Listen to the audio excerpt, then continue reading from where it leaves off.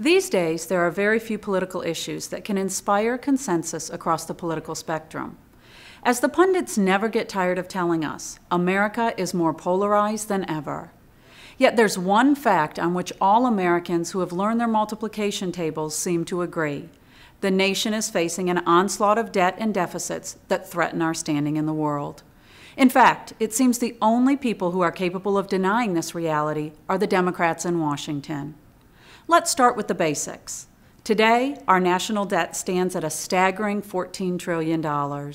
And in 2 decades, it's projected to reach 140% of GDP. To put that prospect in simple terms, it means that every red cent produced by the American economy in an entire year would only amount to about 2/3 of our outstanding debt. Without serious and immediate action, those numbers will doom America to a future of higher taxes, greater inflation, and a lower standard of living. Part of the message of last fall's elections was that the American people wanted just that kind of action. They voted for bold change to stave off the reckless spending of the Obama administration and right America's course. At the time, humbled Democrats said that they had heard the people's message. But a few months later, it looks like they're suffering from a bout of amnesia. Consider the current debate over the federal budget. House Republicans came forward with a plan to cut more than $60 billion from the federal budget. That's bold by Washington standards, even though it only represents a sliver of federal spending.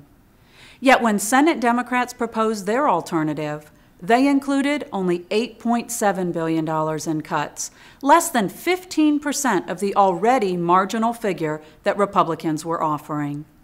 Senate Majority Leader Harry Reid even had the nerve to take to the Senate floor and claim that budget cuts would affect programs as sacred as a cowboy poetry reading in his home state of Nevada.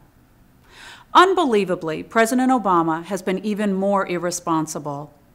The president's budget would actually increase the budget deficit by $26 billion this year and by more than $80 billion in 2012.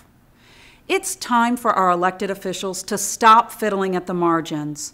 Real spending reform has to be bold, it has to happen soon, and it has to lighten the load on American families instead of punishing them with higher taxes. These would be good ideas at any time, but with the nation in a state of fiscal peril, they are essential to the very survival of our republic. That's this week's Freedom Minute.